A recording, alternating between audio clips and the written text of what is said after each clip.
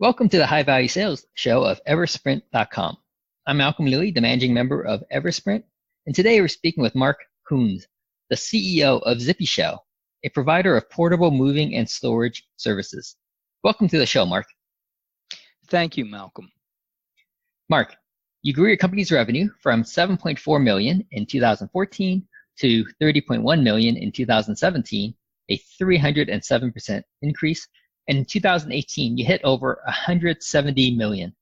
Before we talk about how you grew your company so fast, can you briefly share what your company does beyond my quick intro and how your company differs from the competition?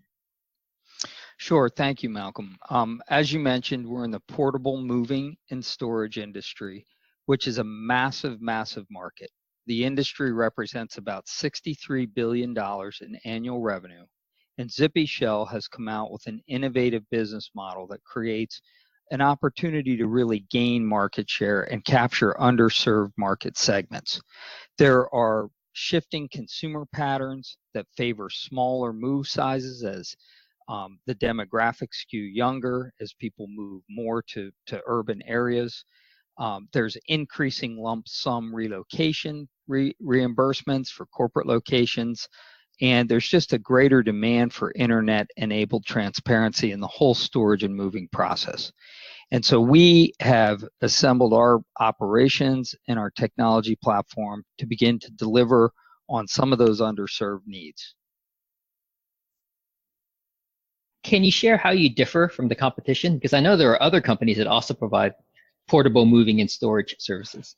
Yeah, I would say if you took the different segments, let's start with kind of local and long distance moving and the storage services. So the residential market,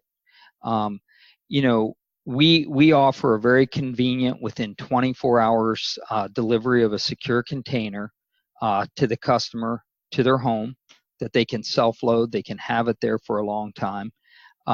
They can, ship it right back to us or have us pick it up and bring it right back to us. We really coordinate all the move and the logistics through an in-house coordinator, providing kind of a one-stop option, and a lot of different ancillary services such as packing, loading, content protection plans, packing supplies, etc. The advantages in this market over some of the traditional players that have significant market share like van lines, the van lines are really not profitable. They can't price compete at that smaller weight move that is targeted at that kind of 20 to 40-year-old demographic. The flexible storage options that we have are much more preferred to the van line scheduling. The costs are much better than the van line. And it's much more convenient than when you consider a do-it-yourself option versus renting a truck. When you bring the technology components into it, it provides a significant advantage in tracking and interacting with us, providing transparency in the move process and the storage process. If you then look at on-site storage, so bringing a container and leaving it at a location, whether it be a consumer's home or a business, again, we have that same within 24-hour delivery or pickup of the container. It provides 24/7 controlled access to the customer's goods that they can access at any time if it's on site. If they choose to bring that container or ask us to bring that container back to our warehouse, it's stored in a temperature controlled location. It just provides a lot more convenience and flexibility over fixed site storage where you have to arrange to get a truck and bring your goods to that fixed site self-storage location, and again offering lower costs and much more convenience. From a longer term warehouse storage component, again, it comes down to if a consumer is contemplating putting their goods in a public storage or call it one of the crater locations or another one of the kind of fixed site self-storage locations. If they don't have a pickup and delivery service, the consumer has to hassle with trying to figure out how to get the goods to that local space. And then whenever they want to access those goods, they have to either go to that physical location or pay the cost, excessive cost of bringing it back to their home. And again, our business model just provides a lot more flexibility and a lot more competitive cost structure that consumers are obviously adopting. Right. Now you talk about a lot of the things that your company does. Now, if I were to compare that to the company that just delivers a pod, right? A pod for you to fill up and then they take it away. What's the biggest difference between that company's service or competitor service and what you guys do? It's a similar service. Pods is probably our number one competitor in the marketplace. So Pods offering and the 1-800 Packrat container are very similar. Probably as we've incorporated Zippy Shell, the assets of Zippy Shell, they're much more conducive to in-city locations. You don't need permits to park with a pod or a Packrat container. You need a permit if you're in a condo area, or if you're in a city, you're not allowed to, on city streets, you're not allowed to park that container. On the Zippy Shell model, it's a trailer-based service. The container goes into the trailer. That trailer is licensed. It can be brought into condominiums. It can be brought into residential neighborhoods and left. It can be brought into cities and parked on the street because it's a licensed trailer. So for a number of reasons, for those operational differences, it's more convenient. We can get to more locations than pods can.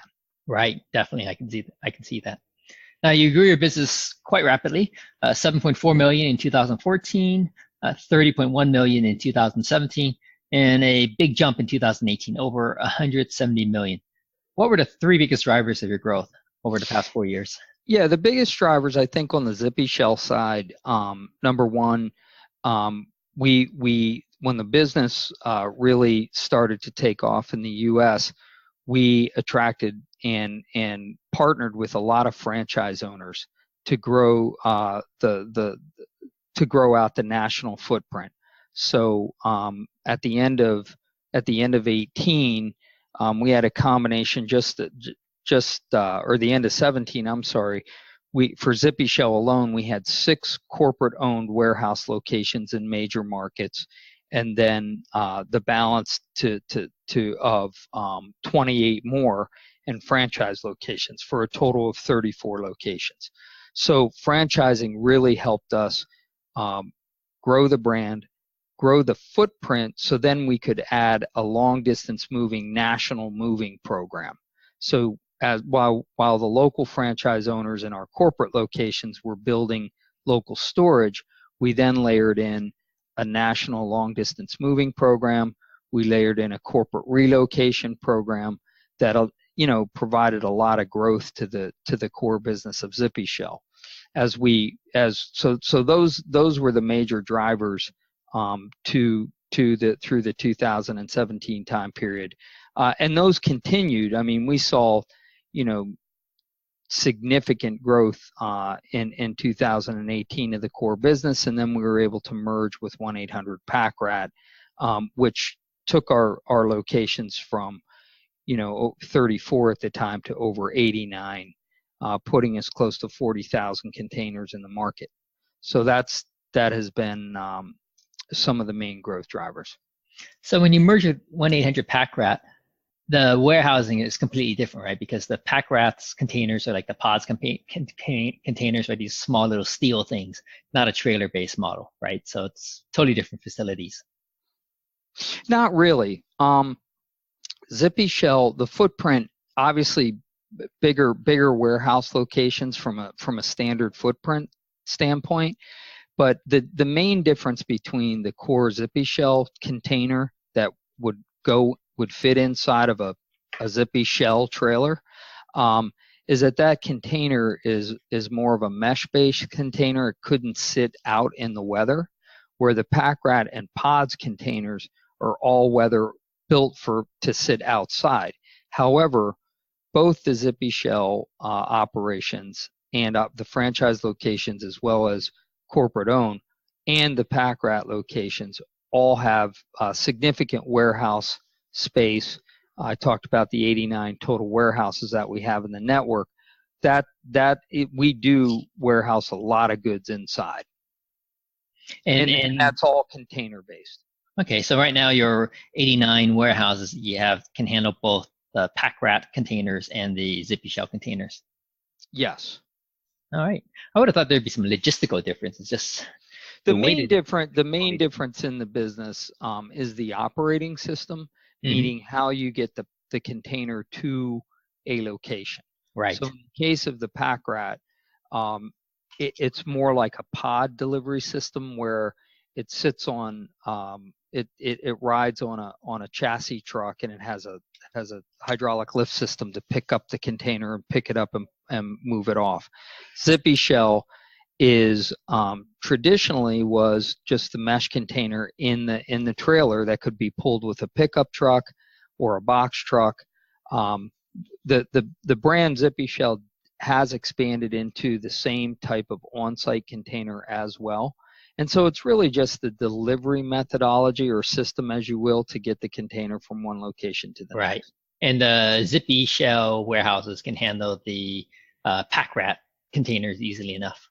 Yeah, I mean, as long as they're equipped with a forklift, which they are, they can. Yes. Okay, fantastic. So for 2019, what's the plan?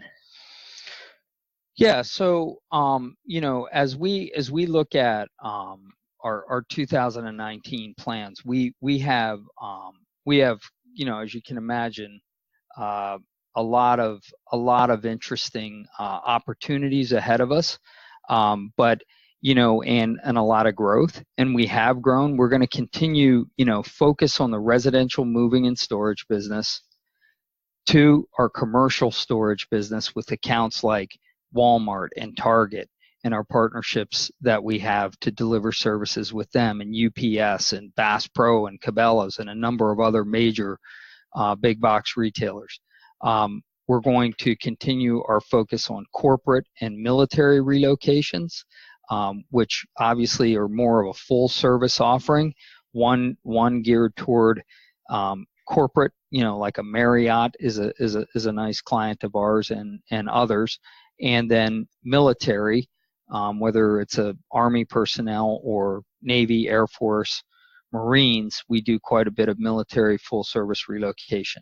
So those three plus freight and logistics has become a very exciting growth business for us as we move our containers and goods, as well as a lot of third companies' products through our network. So it's very, very exciting. But I'd like to couch everything, as we go into 19 and we're preparing for the busiest season I think we'll ever have on record. We really went into it with a pretty, a pretty strict focus plan, and to get after those 4 revenue growth opportunities, we kind of have 5 kind of key elements to our focus plan. 1 is control and reduce costs. 2 is continue to drive double-digit growth rates, or in some cases triple digits, depending on the business unit. 3 is to build brand equity. We think there's a big opportunity for us to build our brand and to connect with consumers in a way to tell our story that we haven't done properly in the past, and in the process wow them with our service and provide, and ultimately building our brand. 4th is we're working on developing a best-in-class team in the company in every area. We have a strong group of leaders in the business that are running the different segments of the business, and we have a very good team of people developing in all areas, and we're going to continue to focus on that. And then lastly, the 5th thing is just continue to refine and build our company culture.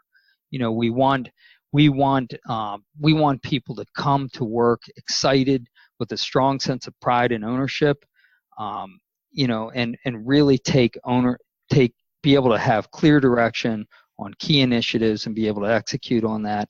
Making, I like to always say things like, hey, it's like your money. Make $1, spend like $3. Yep. Come to work with a purpose every day. And we're going to really focus on that culture side of it, because it is in the end about people, whether they're working with our frontline, on the front line in the call center, or if it's one of our franchise owners who's out in the field dealing with the customer, if it's a corporate-owned location and a driver going out to visit the customer. We want to focus on customer service and operational excellence through those 5 things that I just mentioned. Right. Now, what would be your total annual revenue target for 2019, of all things considered? Yeah, we should be well over 200 million in 2019. Over 200. Okay, so you're looking at maybe over 20% growth from a pretty big base.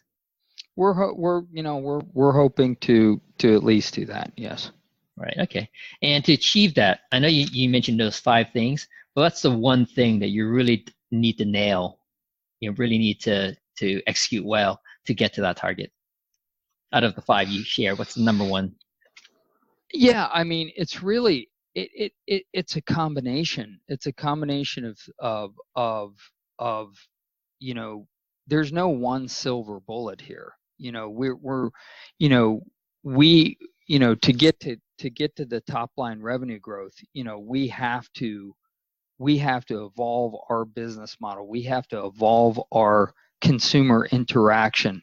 We have to bring to the forefront, technology, and building transparency into the service, not only in the pricing side of things, so it's easy for consumers to understand, what they're actually getting for the price they're paying, but then it's building transparency into the actual service itself, so they can know what is happening when.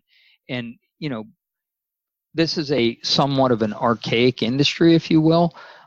There's not a lot of technology when you compare it to retail, or you compare it to other kind of direct-to-consumer business models.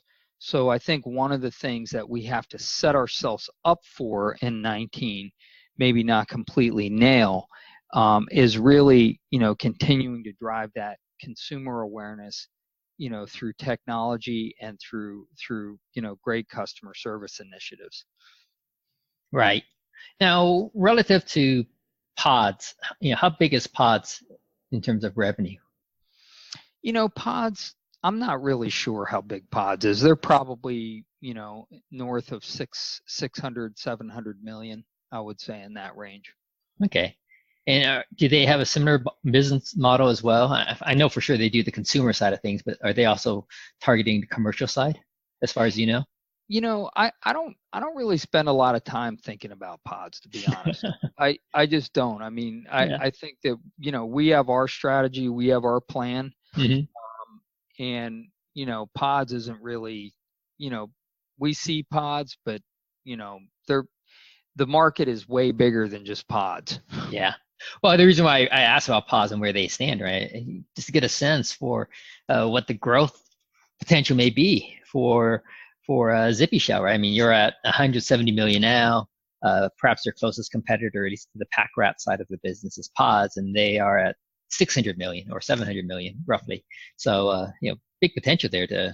Yeah, I mean, if you look at the market, I started a little bit at the beginning to talk about this, but the market, the moving and storage market in the industry, really on the consumer side, not even counting kind of the commercial side, it's in 2017, according to the kind of Atlas World Group, the market represents about $63 billion, and it is, with 4 kind of highly fragmented verticals. So the first vertical is something called mobile storage, which, if you think about that, it's about an $8 billion market, and players in mobile storage are companies like Pods, like Packrat, like Zippy Shell. The next big segment, the second big segment, is fixed site self-storage services.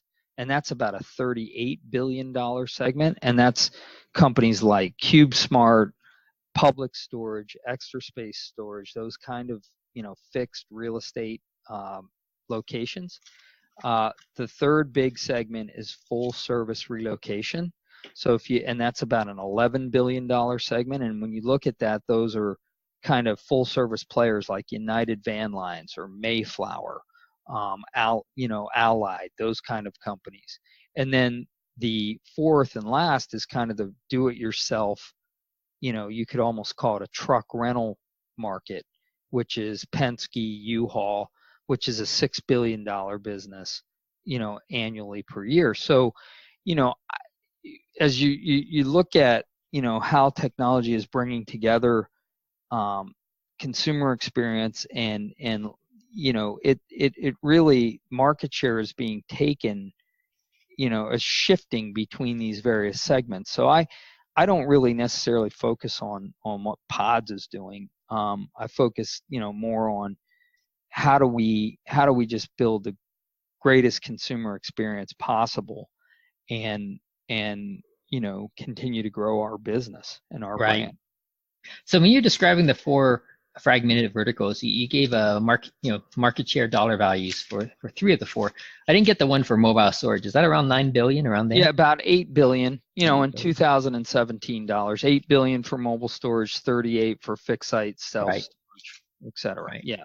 So the key thing about this, though, when you look at it, the market, the industry verticals are very fragmented. Mm-hmm. For example, in mobile storage, Pods, Packrat, Mobile Mini, combined has less than 10% of the market share. Public storage, and some of the big players in the public, no one, it's 3 to 5% from some of the biggest players. So it's a very, very fragmented industry in that regard. Interesting. Does it make sense for Pods and Zippy Shell and now Packrat, that's part of Zippy Shell, to merge together? I have no idea. I mean, I like I said, I mean, for us, it's more, we have a pretty good runway where we are and a pretty good strategy. So, I'm just focused on building our business and our company.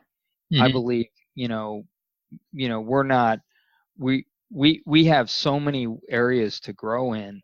The one thing that is important to know about this industry, it is very capital intensive to be in. So, buying containers and getting, delivery systems and trailers and warehouse locations, the technology backbone, the employees, the drivers, the marketing, supporting the franchises. This is a very capital intensive business. So in order to you get to a point where you have scale, and when you have, it is a scale business, and that's when you really start to make money, and that's the exciting part about this.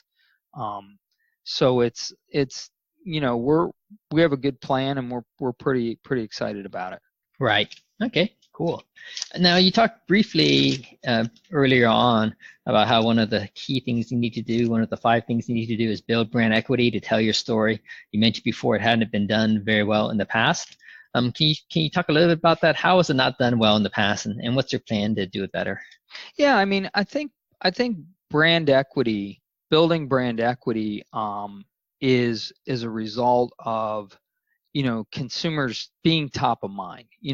So if you can look at like U-Haul, for example, U-Haul, they have a very, very high brand recognition in the do-it-yourself market. And they're getting more and more into storage and different product offerings and service offerings, but their locations are typically in market locations where there's a lot of traffic and consumers see them. So when someone thinks about, hey, I want to go, I'm gonna I might be considering moving something, they are at top of mind. So for us, for Zippy Shell and Packrat, Zippy Shell being Packrat being a much kind of younger company overall, you know, it's building our brand equity by being in more containers in the market at consumers, you know, residential neighborhoods, as well as being in more commercial retail locations on our business to business segment.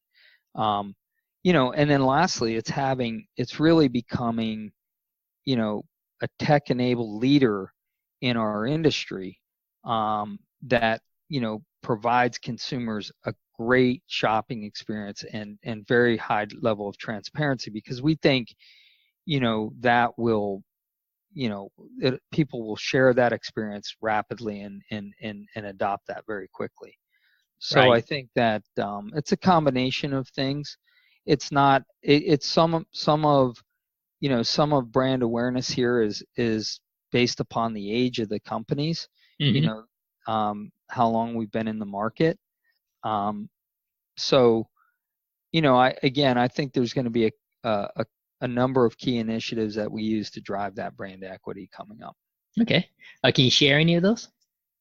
Yeah, I mean, like, we're making significant investments in commercial containers. One, we brought in a new container type that will give us the top 16-foot retail type container that we can sit at Walmart or Best Buy or Target, or working with some of our partners at retail. We, for example, work very closely with Walgreens, who just acquired Rite Aid, and we won that deal, and we are putting you know, 4 to 5 to sometimes 8 containers at each one of those stores as they remodel them, and those are in high traffic areas where consumers see it. So that's one key initiative. Another key initiative is, you know, we're in the process of reworking kind of our whole technology platform, and we're everything from, you know, order management through e-commerce and mobile. And so as we roll that out, you know, some of the advanced features that are going to be available in the future, consumers are going to be able to do a lot more than they can do without talking to a person. So I think that those are just 2 examples of initiatives that we're focused on. Okay. How about on the marketing side? I took a peek before we got on the call here to look at your pay-per-click and SEO presence, and maybe my tool is not correct here, but what it showed me is that you're currently spending 6 digits a month on pay-per-click ads. Is that roughly about right? You know, that's probably right. This year is an interesting thing. If you look at the Kantar research, you know, it shows you that the industry as a whole is up about 40% this year in paid advertising.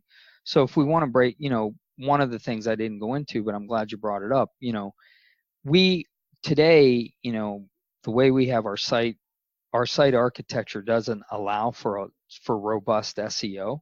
So we're in the process of really working through, you know, that platform and a new platform that and the content that we're going to need to be able to help drive SEO. But then through the different channels of marketing on the paid side, you know, social is a big driver for us of both awareness and orders. You know, pay-per-click is just kind of a staple in this industry. It's what everybody's doing right now because, you know, it's where when consumers want to move, they go or they want to store something that, you know, research shows you that's where they look online first. So we hope to really expand our channel mix of digital marketing, and, you know, try through the process of SEO and other initiatives drive our CPA down and be able to be, you know, a little bit more efficient on that. Right. So any advice you have, I'd be very willing to hear. I know you're in that field, so I'd be very keen to get your thoughts. Yeah, we can talk a bit more about it later because we can literally talk for hours about this. But one thought that come to mind? I mean, you're spending 6 digits a month on pay-per-click advertising, which means that you're sitting on a gold mine of market intelligence that can be leveraged and used to drive all of your other marketing channels, right? Because you know what's converting. So that's pretty exciting to have something like that at your fingertips. Yeah, and we also are on television. We are on television. I know that's kind of a little bit of the old media, but it definitely works, and it's part of the mix. What are your thoughts about spending, I don't know how much it is for a 30-second spot on the Super Bowl during halftime? What's your thoughts about that? It's interesting. We did that. I spent a number of years at Under Armour, and we did buy a 30-second spot when we launched the new training shoe line and running shoe line, and we came out with a commercial called "The Future Is Ours," and we had a pre-order opportunity online, and it actually it drove a tremendous amount of impressions, people to the website. It definitely built the brand. It was very effective in that way. I think we even had trouble keeping up with the traffic that evening, but I think that the Super Bowl commercials are somewhat of a hey, it's a little bit of a beauty pageant, right? Who's got the best commercial? So when you put it out there for the Super Bowl, hopefully you got something that people really like. In that case, we really did, and it worked wonderfully. Yeah. Well, Under Armour was when they ran that ad already had an established brand. I wonder how effective it would be for a newer brand that people don't know as easily off the top of their head to begin with. Yeah, I mean, it would be very expensive. I know that. So it would be very expensive. I think if you had, I think in order to afford advertising for the Super Bowl, you would have to have somewhat of an established brand. In that particular case, we were launching a product line that people didn't understand that we were in, so it was very effective. I think if you were, an unknown company and or fairly unknown, it'd be an interesting way to gain awareness for sure. But it's expensive. Yeah, and I imagine awareness can be short term, right? And as you continue the campaign throughout. Yeah, it could be, unless you have something really interesting. I mean, I look at the guy from Dollar Shave Club. I mean, what a great example, right? He built that brand on those crazy commercials. He was funny. He was funny, but he was sincere, at the same time. So it was and he filled a need, and people really, the business really took off. I mean, it was, obviously a model to follow if you can figure out the right message. Yeah. Yeah, he great solution for lazy guys who can't be bothered to buy blades at the store. Yeah, that's right. So, 3 last questions for you. If you had a billboard on a fast-moving freeway, and what would your message be? And the freeway is moving pretty fast, so you only have 6 seconds for the moving and storage made simple. That's a good one. Moving and storage made simple. Yep, I like it. And last 2 questions. Who are your ideal clients and customers? I know you have 2 channels, the commercial side and retail side. And what's the best way for them to reach your team? Yeah, I mean, on the residential side, we're very focused on the residential market. The best way, they come through multiple channels. 1-800-Packrat is the phone number, is the .com domain, and zippyshell.com is the other domain. Not as snappy of a phone number, but they reach us directly online or over the phone. For our business-to-business customers, which is mainly serviced through the Packrat brand, it's 1-800-Packrat, and that's how they know us, and that's how they contact us. Yeah, that's a good phone number. 1-800-Packrat. Easy to remember. Yeah. It's been great having you on the show, Mark. I really enjoyed hearing how you grew Zippy Shell and now 1-800-Packrat so fast. Yeah, it's been a great business, and we look forward to the future. We've been speaking with Mark Kuhns, the CEO of Zippy Shell, about his company's rapid growth.